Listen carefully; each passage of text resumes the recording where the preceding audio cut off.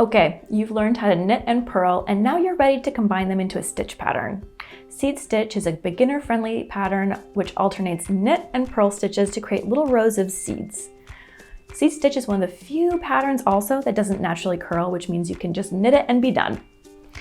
That texture is particularly great for things like washcloths or dishcloths where you want a little bit of scrubbing power, or even things that are simple like blankets and scarves. We want something interesting and not distracting, but better than maybe just plain knitting.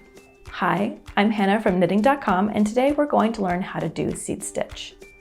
If you're following along with me, then you'll want to cast on enough for about a 4-inch swatch. If you're following a pattern, go ahead and cast on however many stitches the pattern calls for. Let's get started. I have a swatch already started where I've cast on.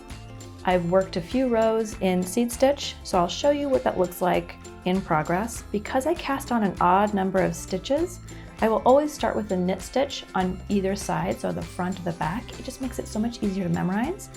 If you have an even number of stitches, you'll have to remember which one to start with. And let's talk about the fabric for a minute.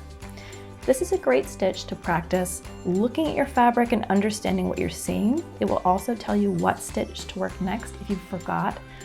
You can memorize and just mutter to yourself, knit, purl, forever and ever. So instead of memorizing, oh, I always have to do a knit, a purl, a knit, a purl, you can look at your fabric and do whatever the opposite is. So anytime you see a purl stitch in seed stitch, you're gonna wanna knit it in the next row. Anytime you see a knit stitch, you're going to want to purl it. So my first stitch will be a knit stitch. You take your needle, insert it through the front of the stitch, wrap your yarn counterclockwise up and over, pull it through. And that's a good refresher for knitting. So that's the knit stitch. Then we're going to do a purl, and be careful when you're switching from a knit to a purl that you're always bringing that yarn between your needles instead of up and over a needle. If you're bringing it up and over, you're accidentally creating another stitch, and it's called a yarn over. We have a video for that too. You don't want to do that. You want to make sure you're going between so you're not accidentally making more stitches for yourself. So now it's to the front for a purl stitch, in through the front, wrap it around counterclockwise, pull it through, take it off your needle. So again, now my yarn's in the back, it automatically goes to the back with the way that I did that. So you're already set up for a knit stitch. And then off the needle. Remember to bring it back between your needles. Do a purl stitch. Ta-da! Now we're back at the back again. So knit stitch. Followed by a purl stitch. So bring it forward, insert down through the front, wrap it around, pull it through, and back to a knit. So you're going to keep knitting, followed by a purl, all the way to the end of your row.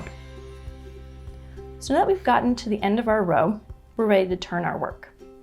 So you're simply going to flip your needle over, bring that yarn to the back just so you can see what's going on. But remember, we're going to start with a knit stitch again because it's an odd number, and you're going to look. Remember, there's the purl bump, so you can do whatever the opposite is of that stitch, which means it's going to be a knit stitch.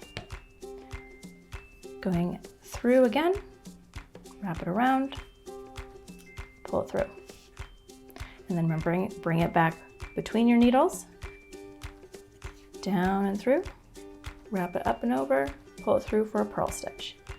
You're just going to keep doing that until your fabric is completely done. So this purl stitch, followed by a knit stitch,